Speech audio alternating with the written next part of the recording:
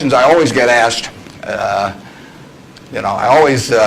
people always say, well, who should I go to work for when I get out? And I've got a very simple answer. We may elaborate more on this as we go along, but the real thing to do is to get going and for some institution or individual that you admire. I mean, it's crazy to take in between jobs just because they look good on your resume or because you get a little higher starting pay. I was up at Harvard a while back, and a very nice young guy picked me up at the airport, Harvard Business School attendee, and he said, look, he said, I went to undergrad here, and then I worked for X and Y and Z, and now I've come here.